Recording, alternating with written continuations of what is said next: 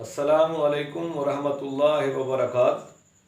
उर्दू ज़ुबान व अदब से वाबस्ता तलबा, मैं डॉक्टर सईद आसिम आपसे मुखातिब हूँ। आज की इस मुख्तसर वीडियो के लिए मैंने उर्दू ज़ुबान के चंद ऐसे अल्फाज का इंतखाब किया है जो आम तौर पर गलत इमला के साथ लिख दिए जाते हैं।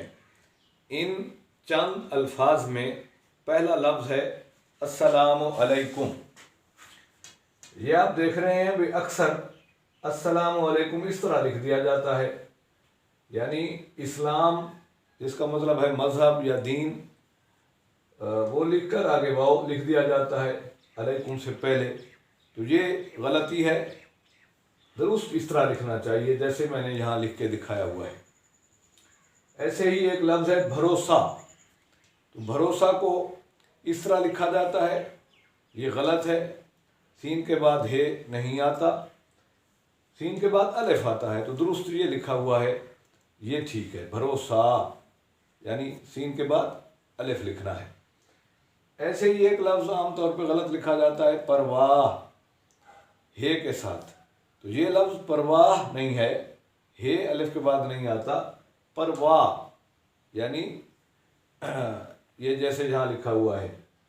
ऐसे ही एक लफ्ज़ है मुसम्मा, जिसको मुसम्मी लिख दिया जाता है, मीम पर खड़ा ज़बर नहीं लिखा जाता। तो ये लफ्ज़ मुसम्मा है जैसे ये जहाँ लिखा हुआ है, और मुसम्मा का माना है मौसूम किया गया। तो मीम पर तशदीद के बाद खड़ा अलिफ भी आएगा, दुरुस्त इमला मुसम्मा का ये है। ऐसे ही जनाब आला लिख दिया जाता है दरख्वास्त में, लाम के ऊपर छोटा खड़ा अलिफ लिख दिया जाता है, तो ये गलत है। दुरुस्त है जनाब आली, तो लाम पर छोटा खड़ा अलिफ नहीं लिखा जाएगा।